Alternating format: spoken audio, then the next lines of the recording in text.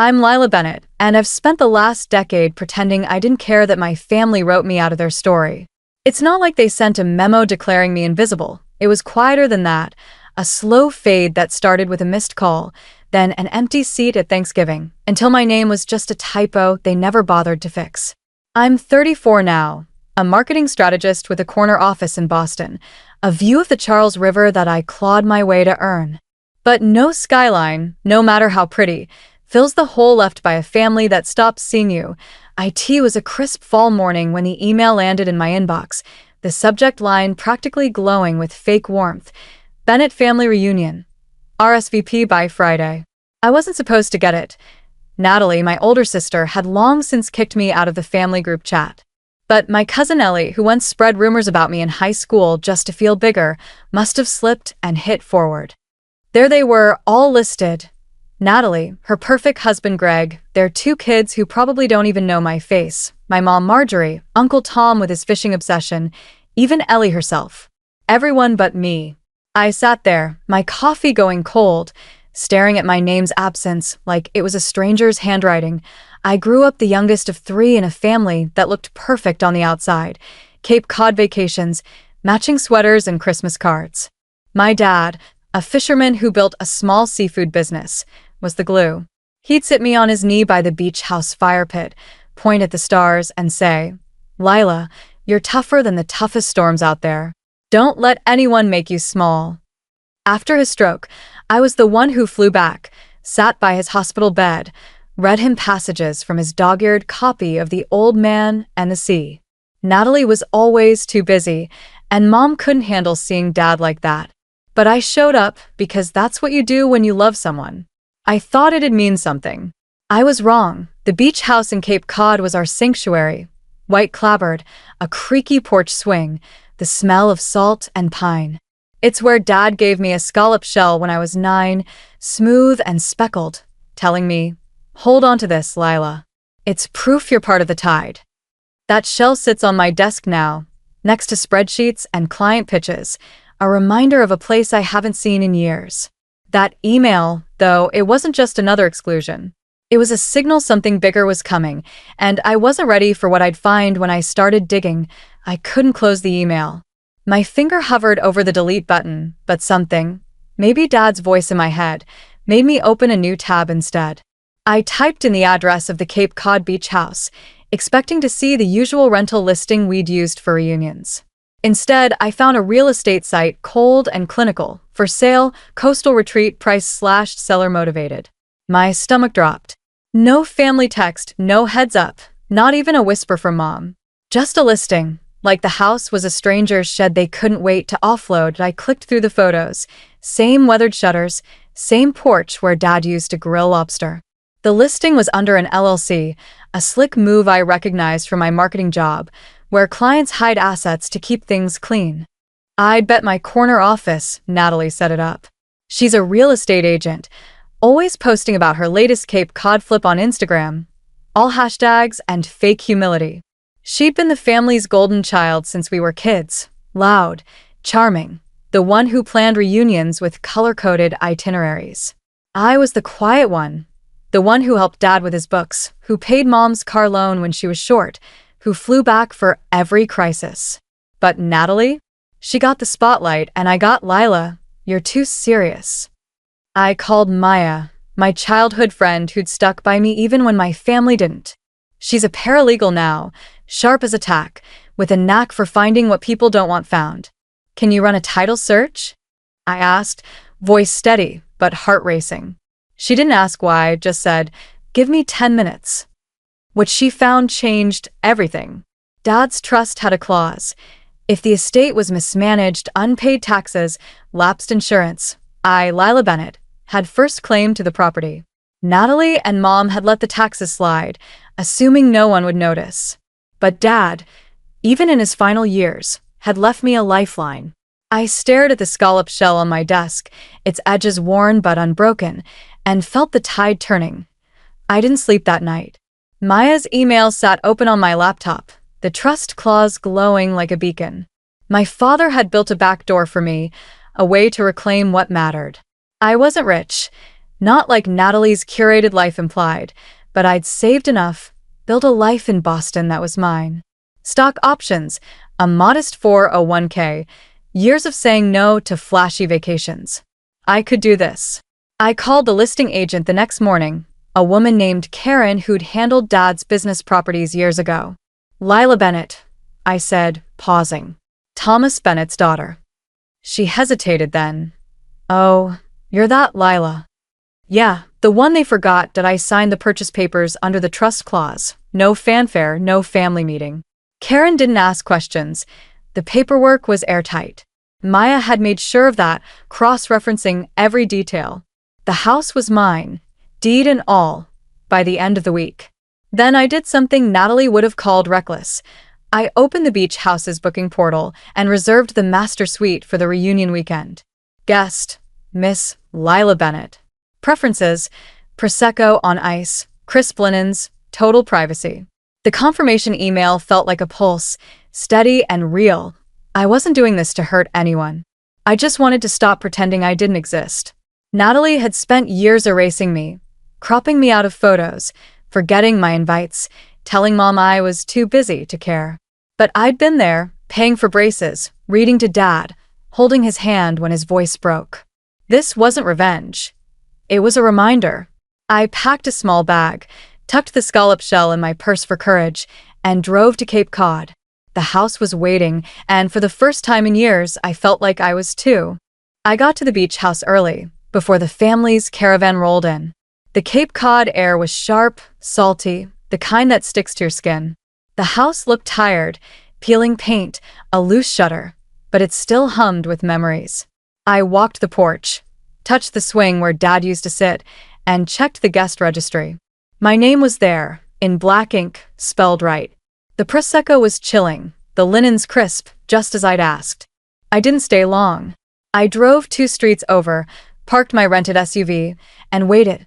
Natalie's Tesla pulled up first, gleaming white, her kids spilling out with iPads and complaints. Greg, her husband, lugged designer suitcases, and Mom followed in Uncle Tom's pickup, her linen dress pristine, pearls catching the light. Natalie led the charge to the front desk, all confidence and sunglasses. Then it stopped. The clerk, a young guy with a nervous smile, said, "I'm sorry, I don't have your names on the reservation. Are you with Miss Lila Bennett's party?" The words hit like a wave breaking. Natalie froze, her sunglasses slipping. "Whose party?" I stepped out of the car, heels clicking on the gravel. I didn't rush, didn't raise my voice. "I can clarify," I said, handing my ID to the clerk. "I'm Lila Bennett. The deed finalized last week." Natalie's face went rigid, her eyes darting to Mom, who looked like she'd swallowed sand. "You bought the house?"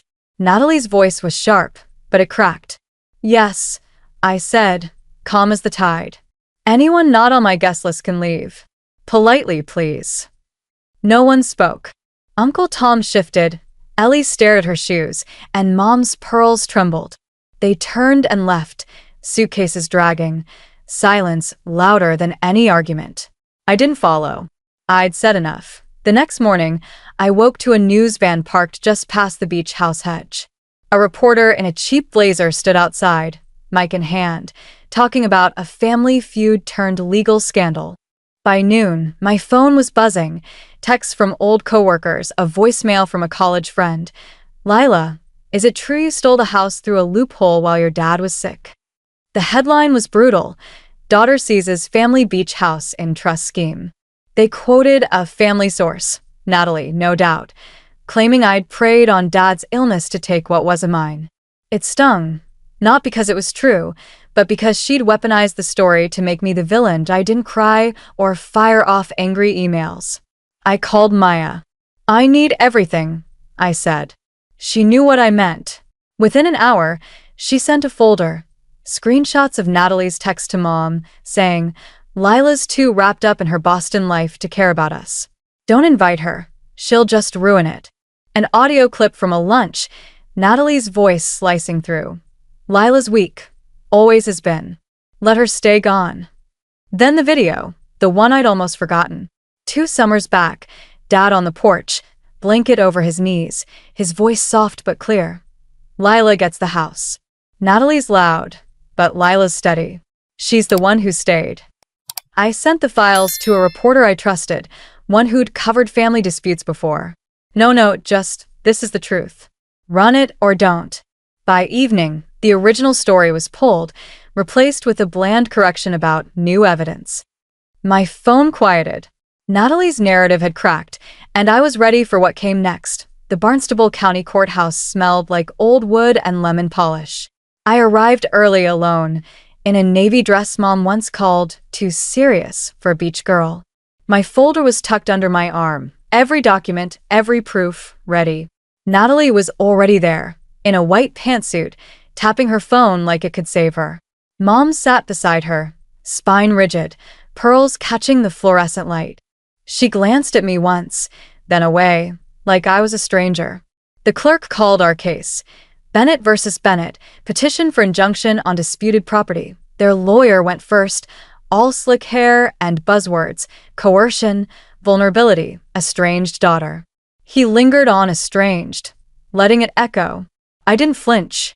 When my turn came, I stood, heart steady. Your Honor, I'd like to submit evidence of my father's intent. The bailiff dimmed the lights and the video played. Dad, wrapped in his blanket, voice soft but sure. Lila gets the house. She stayed after my stroke, no questions, no demands. She's the one who makes things last. A pause then, straight to the camera. This is my choice, not hers. The room shifted. Natalie's jaw tightened. Mom's eyes flickered. Then the audio. Natalie's voice sharp. Lila's weak, let her stay gone.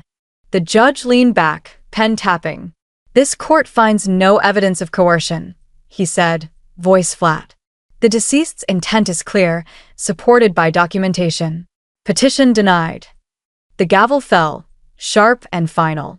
Natalie stood, fists clenched, but said nothing. Mom stayed seated, staring at her hands. I gathered my folder and walked out, the weight of Dad's words carrying me forward. The beach house was silent when I returned. No suitcases cluttering the porch, no voices echoing from the kitchen. Just the ocean's hum and the creak of the shutters in the wind. I walked through slowly, fingers brushing the banister, the rug Dad used to trip over. The air felt lighter, like the house had exhaled years of tension. In Dad's old study, I opened the bottom desk drawer, the one no one ever cleared out. There it was, a wind chime we'd made when I was 9, scallop shells strung on faded blue thread, my childish handwriting scrawled on one. Lila and Dad. I sat on the floor, untangling the knots, not to make it perfect, but to make it mine again. Maya showed up that afternoon, armed with wine and cleaning supplies. You didn't think I'd let you reclaim this place without sparkling windows, did you? She said, grinning. We scrubbed in silence, wiping away dust and something heavier, years of being the afterthought in Natalie's story. By sunset, the house glowed, and I hung the wind chime outside the kitchen window. It caught the breeze, clinking softly, like it remembered how to sing. We sat on the porch, glasses in hand, the ocean stretching dark and endless before us. What now? Maya asked. I traced the rim of my glass. They said I left, that I drifted.